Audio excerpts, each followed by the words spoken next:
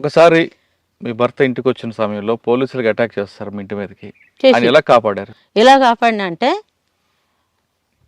మాకు అసలు ఆ రోజు ఏం జరిగింది చెప్పండి. ఏం జరిగింది అని అంటే భూమిలో తాళ్ళు ఉన్నాయి, తాటి చెట్లు ఉన్నాయి.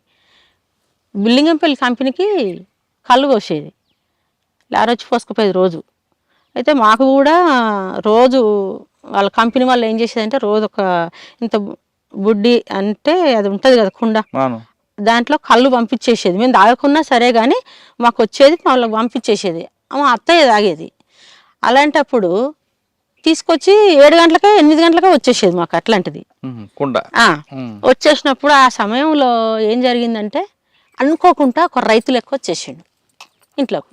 తను వచ్చేసినప్పుడు మాకు తెలిసిన ఒక వ్యక్తి అంజయ్ అని ఉండే, నరసింహ అని ఉండే. ఆయన అక్కడనే పక్కనే పక్క ఒక ఇంటికాడ ఉన్నాడు. చూసిండు, అరే వచ్చేసిండు కదా నేను మాట్లాడతా అన్న ఆలోచనతో ఆయన కూడా వచ్చేసిండు ఇంట్లోకి. ఆయన కూడా వచ్చేసిండు. ఆయన కూడా ఒక సానుభూతి పరుడే, వచ్చినప్పుడు నమ్మిపెట్టుడు అదో ఇదో ఉండేది. అయితే తను వచ్చి ఇంట్లో కూర్చొని ఒక 5 నిమిషాలే అయింది. వచ్చిండని చెప్పేసి నేను ఇంట్లోకి పోయినప్పుడే అప్పటికే పోలీసు వాళ్ళు వస్తుర్రు, కానీ అది మేము గమనించుకోలేదు. తన కూడా గమనించుకోకుండా వచ్చేసిండు ఇంట్లోకి. అలాంటప్పుడు వాళ్ళు ఏం చేసారంటే ఒకటేసారి 50 మంది వచ్చేసారు. 50 మంది వచ్చినప్పుడు మా అత్తయ్య బయట ఉంది. అమ్మా ఏం చేస్తున్నావు లోపల, ఎవరో వచ్చిర్రు చూడు అని చెప్పింది. నేను బయటకు వచ్చేసిన. లోపల ఉన్నాడు, నేను ఏం చేయాలి అనే ఆలోచన నాకు వచ్చింది. నేను ఎలా తప్పియాలన్నదే నాకు ఒక లక్ష్యం, కాపాడుకోవాలన్నది ఒక ధైర్యంగా నేను భయపడకుండా ఏం చేసినంటే ఇంట్లో ఎవరో ఉన్నారు అని చెప్పారు. అన్నప్పుడు మా అన్న సార్ అని చెప్పేసిన. మా అన్న అని అన్న. ఇంకొక అతను ఎవరు అని అడిగినప్పుడు గౌడ్స్ అని చెప్పేసిన. గౌడ్స్ ఎందుకు వచ్చిండు? మా అన్న వచ్చిండు, కళ్ళు తెమ్మంటే తెచ్చిండు. కళ్ళు కూడా అక్కడే ఉంది చూడండి. చూసిరు, నిజమే అని నమ్మేసారు వాళ్ళు కూడా. నమ్మేసినప్పుడు మరి మీ అన్న పేరు ఏం పేరు? ఇక వాళ్ళకు అసలు దళాములు ఉన్న పేరే చెప్పేసిన నేను. బాలయ్య సార్ మా అన్న పేరు. ఆయన పేరు ఏం పేరు? ఆయన పేరు నరసింహగా, నేను రాములని చెప్పేసిన. మరి సరే ఇట్లా నువ్వు బయటికి రామని తనని పిలిచిర్రు. పిలిచినప్పుడు ఏమన్నాడు అని అంటే నీ పేరు ఏం పేరు అని అంటే నేను చెప్పేది గట్టిగా మాట్లాడినా కాబట్టి ఆయనకు అర్థమైపోయి నేను ఎట్లా చెప్పినో అట్లనే చెప్పిండు. మా చెల్లెని చూడడానికి నేను వచ్చిన, మా చెల్లెనే సార్ అని చెప్పేసినప్పుడు ఆ పక్కనున్న అతను కూడా పిలిచి ఏమన్నారంటే ఎందుకు వచ్చినావు నువ్వు అని అంటే నేను గౌడ్స్ తాళ్ళు ఎక్కుతా, అలా అన్న వచ్చిండు కళ్ళు తెమ్మంటే తెచ్చిన అనేది తను కూడా చెప్పేసిండు. సరే నువ్వు గౌడ్సే కదా 2 తాళ్ళు ఎక్కుతావా, పోదాం పా అని చెప్పేసి తీసుకొని వెళ్ళినప్పుడు ఒక 2 ఏళ్ళ తర్వాత ఒక అతను వచ్చి కలిసినప్పుడు ఏమన్నారంటే ఈయన పేరేంది, ఈయన గౌడ్సేనా అని అడుగుతారు. గౌడ్సేనా అడిగినప్పుడు ఈయన నా పేరు ఏడ చెప్తాడు అన్న భయానికి ఆయన తప్పించుకున్నాడు. అయితే ముందే ఏమైందంటే ఆ కళ్ళు ఉంది కదా ఆడ ఉన్నప్పుడు, అమ్మ కళ్ళు తీయటి వాసన వస్తుంది కదా, కళ్ళు తీసుకుపోతాం మేము అని అన్నారు. తీసుకుపోండి అని చెప్పేసి వాళ్ళకు ఒక బాటిల్లో నింపి ఇచ్చేసిన వాళ్ళకి. సరే మీరు కళ్ళు తీసుకోబోతుర్రు, నా దగ్గర డబ్బులు లేవు, మరి మళ్ళీ మా అన్నకి ఎట్లా తెచ్చిపోయాలా నేను అంటే ఇక ఎట్లన్నా తెచ్చిపోయాని ఒక 20 రూపాయలు ఇచ్చేసారు వాళ్ళు నాకు. ఇచ్చేసినప్పుడు ఆ కళ్ళు తీసుకొని వెళ్ళిపోయారు. ఒక 2 ఇండ్లు వాళ్ళు దాటిర్రు, 2 ఇండ్లు దాటిర్రు. నేను 4 ఇండ్లు దాటేసేసిన. 2 ఇండ్లు స్టార్ట్ అయినప్పుడు 4 ఇండ్లు దాటేసిన. వెళ్ళిపోయాడు ఆయన. వెళ్ళిపోగానే ఆయన తప్పించుకున్నప్పుడు వాళ్ళు రిటర్న్ అయ్యారు. మళ్ళీ రిటర్న్ అయ్యి ఏమైందమ్మా ఉన్నోళ్ళు ఎవరు, మీ అన్నేడి అని అడిగారు వాళ్ళు. అన్నేడి అన్నప్పుడు లేదు సార్, మీరు కళ్ళు లేదు కదా, మీరు తీసుకుపోయారు కదా, మీరు ఇచ్చిన డబ్బులు ఎక్కడన్నా తాగేసిపోయానంటే ఇప్పుడే వెళ్ళిపోయాడు ఆయన. లేడు, చూసుకోవడానికి వచ్చేసిండు, వెళ్ళిపోయాడు. లేదు ఆయన నీ భర్త, మీ అన్న కాదు, అసలు ఏంది నీ సంగతి ఏంది, నువ్వు మీ అన్నని అని చెప్పి నీ భర్తను తప్పించినావు, మీ అన్నని అని చెప్పేసి కథం అన్ని స్టేషన్లకు ఫోన్లు చేశారు. అన్ని స్టేషన్లలో దిగిరు. ఇక్కడే అప్పటికే ఒక 100 మంది వచ్చేసారు. 100 మంది వచ్చేసి 50 మంది మధ్యలో నేనున్నా. ఒక 20 ఇండ్లు తిప్పారు. ఏ ఇంట్లో దాచిపెట్టినావు, ఎక్కడ పంపించేసినావు, ఏందని. అప్పుడు నేనేం భయపడతలేను, నాకు తెలియదు. ఆయన మా అన్ననే, నా భర్త కాదు, మా అన్ననే అని నేను. లేదు నీ భర్తనే, నువ్వు తప్పించి, మీ అన్న అయితే ఇక్కడే ఉంటాడు కదా, 2 నిమిషాలు కూడా కాలేదు, 2 నిమిషాలల్లా ఎట్లా వెళ్ళిపోతాడు మీ అన్న అనేది వాళ్ళు. ఇక వాళ్ళకు నాకు వాదన మస్తు జరిగింది. జరిగినప్పుడు అంటే 4 స్టేషన్లలో వచ్చారు, పోచంపల్లి, చౌటుపల్లి, ఒలిగొండ, భువనగిరి అన్ని స్టేషన్లలో వచ్చేసారు. మాట్లాడారు వాళ్ళు. ఇక లేదు అని నేను, వాళ్ళు వాదించుకోండి, అట్లనే నన్ను చాలా అడిగిర్రు, చాలా టైట్ చేసిర్రు. ఏంటంటే చెప్పు, పట్టుకుంటాం, ఇప్పుడు నేను భర్తని పట్టుకొని చంపేస్తాం, నువ్వు చెప్తూనే చెప్పు అని అంటే, ఏమన్నా వేసుకోరు, దొరికితే పట్టుకోండి, నాకు సంబంధం లేదు, మా అన్నది ఆయన అని నేను. కొట్టారు మిమ్మల్ని? నన్ను ఏమనలే, కానీ అన్ని తుపాకులు అన్నీ ఇట్లా సైడ్కి పెట్టి అన్నింటిని తిప్పుకొచ్చిర్రు నన్ను. కానీ ఏమాత్రం నేను భయపడలేదు.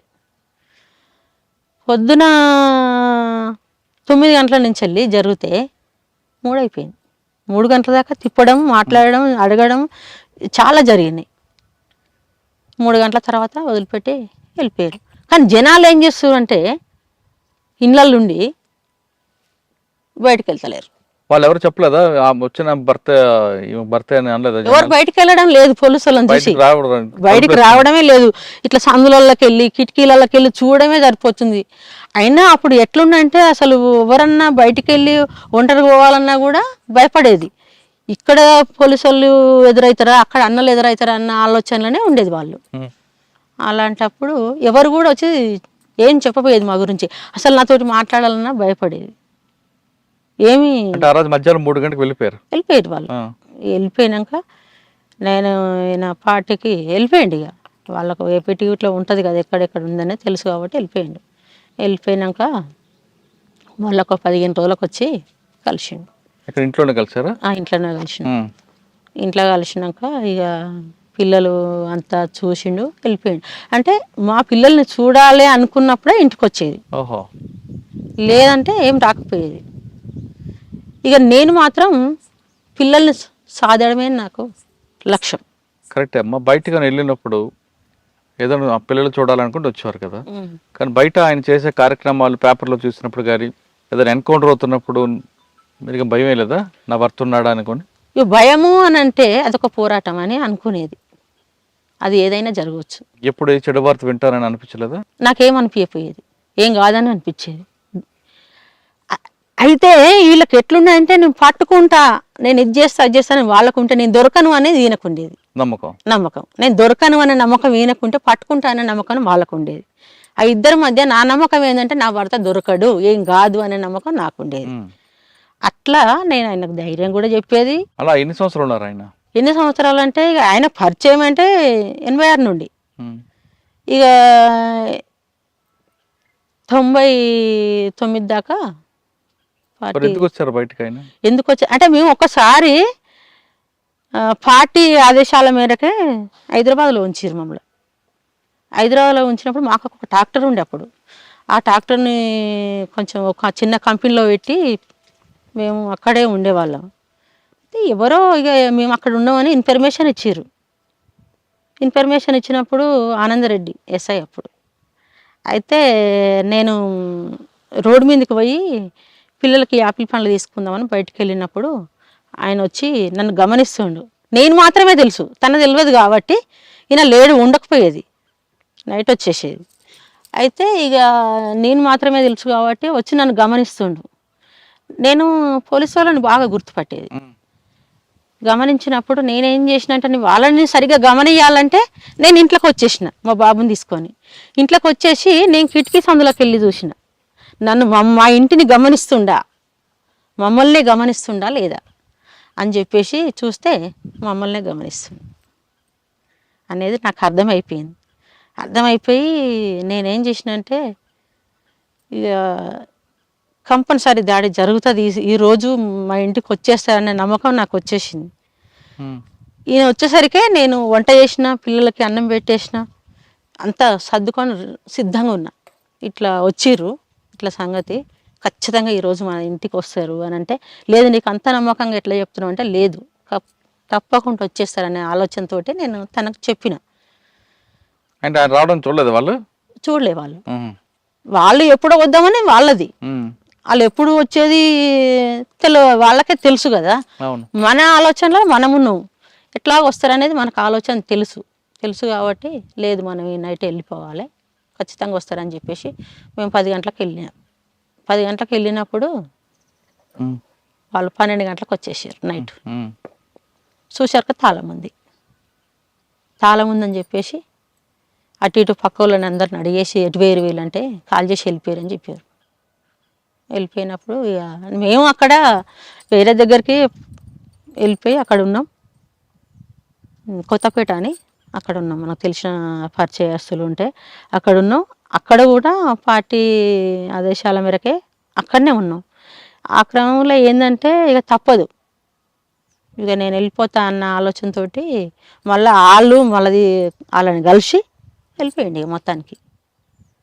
ఆ తర్వాత చాలా కష్టమైంది ఇక ఇంటికాడ పిల్లల్ని చూసుకోవడం, పని చేసుకోవడం, పిల్లల్ని చదువుకోవడం, ఏంటంటే ఇక అన్ని రకాలుగా నేనే అక్కడ అత్తయ్యని చూసుకోవడం, ఆడపడుచుని చూసుకోవడం, వాళ్ళ మంచి చెడులు అన్ని రకాలుగా నేను పిల్లల్ని చదువుకోవడం. ఒకవైపు పోలీసులు వేధింపులు అంటే వేధింపులు అంటే మామూలుగా కాదు, 2 రోజులకు ఒకసారి ఇట్లా రావడం. స్టేషన్ వాళ్ళు కాకపోతే అక్కడ స్పెషల్ వాళ్ళు, ఇక స్టేషనే పడ్డది అక్కడ కాబట్టి, ఒరకుటిపల్లిలో ఉన్నారు కాబట్టి వాళ్ళు ఎప్పుడు అనుకుంటే అప్పుడు వచ్చేది. నేను పనికి పోవడానికి కూడా ఇట్లా స్టేషన్ ఉన్నప్పుడు నేను అట్లా పత్తేరడానికి ఒక రోజు పోతే ఎందుకు వచ్చినావు నువ్వు, ఏమిటికి వచ్చినావు, వాళ్ళ ఎందుకు వచ్చింది ఇక్కడికి వచ్చేసింది, ఏంది అసలు పనికే వచ్చిందా దేనికి వచ్చిందా అన్న ఆలోచన వాళ్ళకుండే. ఎందుకు వచ్చినావు అని నా దగ్గరకు వచ్చి అడిగారు. లేదు నేను ఇక్కడ పని చేయడానికి వచ్చిన, పత్తేరడానికే వచ్చిన, మరి మీరు చేసుకుంటున్నా నా పిల్లల్ని చదువుకోవాల్సి వస్తుంది కదా అని చెప్పేసి నేను మాట్లాడినప్పుడు మరి ఎలా కష్టపడ్డావమ్మా అప్పుడు? ఇదే పని, ఏ పని, కలుపు పని, వ్యవసాయం పని. ఆ వ్యవసాయం పనుల మీదనే పిల్లల్ని పోషించుకోవడం జరిగింది. మరి ఎందుకు వచ్చారు బయటకు? అయినా ఎందుకు వచ్చారు అంటే పిల్లలదే అనారోగ్యం. అనారోగ్యం వల్లనే. ఎవరు? ఆయనకా? లేదు, పిల్లలకి. ఏమైంది పిల్లలకి? చిన్న బాబుకు కుక్క కడిచింది, పిచ్చి కుక్క కడిచింది. కడిచినప్పుడు ఏమైందంటే మా ఇంటి పక్కలనే ఒక అతనుకు ఒకప్పుడు ఒక 10 ఏళ్ళ క్రితం కుక్క కడిచి చనిపోయింది ఆయన. ఈ కుక్క కడిచిన కుక్క కూడా చనిపోయింది. దానివల్ల నాకు చాలా భయం వేసింది. ఇక్కడ మోత్కూరు దగ్గర ఒక మురిపిరాలని ఉంటుంది, అక్కడికి పోతే ఏదో చెట్టు ఇస్తారు అది ఇది అని చెప్పేసారు. అక్కడికి పోవాలంటే అక్కడ దాకా బస్సు ఉంది, అక్కడి నుంచి అక్కడ లోపలికి 5 కిలోమీటర్లు ఏం లేదు. అలాంటప్పుడు అది పొద్దుగాలనే 7 గంటల నుంచి వెళ్ళి సాయంత్రం అంతే ఉదయం 10 గంటల వరకే అక్కడ చెట్టు ఇస్తారట. ఆ టైంకి నేను పోవాలంటే ఏం చేయాలి, 5 కిలోమీటర్లు, చిన్న బాబు 2 సంవత్సరాలు ఉండు, 4 సంవత్సరాలు ఉండు. అయితే నడుస్తలేడు, ఇక వెనక కట్టుకొని 5 సంవత్సరాలు 5 కిలోమీటర్లు నడుచుకుంటూ పోయినాక అక్కడికి పోయినాక వాళ్ళు ఏమన్నారంటే 3 రోజులు ఇక్కడే ఉండాలని చెప్పేసారు. మరి ఎక్కడ తినాలి, ఎక్కడ ఉండాలి, అప్పుడు పరిస్థితి ఏంది, బాబుకి ఎట్లా అన్నం పెట్టాలని చెప్పేసి మనకు తెలిసిన తల్లు ఉంటే అక్కడికి పోయి 2 గిన్నెలు తీసుకొచ్చుకొని కొన్ని బియ్యం తెచ్చి ఆ 3 రోజులు అక్కడే ఉండి ఆ మందేందో అబ్బాయికి ఇప్పించుకొని, ఎందుకంటే మరి ఏం జరుగుతుందో తెలియదు, పిచ్చి కుక్కనే అన్న ఆలోచనతోటి ఇబ్బందులలోనే మళ్ళీ వచ్చేటప్పుడు కూడా మళ్ళీ 5 కిలోమీటర్లు మళ్ళీ వెనక కట్టుకొని నడుచుకుంటూ వచ్చిన. ఇట్లా సంకలు ఎత్తుకుంటే ఆగపోలేడు కదా, చిన్న బాబు కదా అని చెప్పేసి అట్లా చాలా కష్టపడ్డా పిల్లలకి.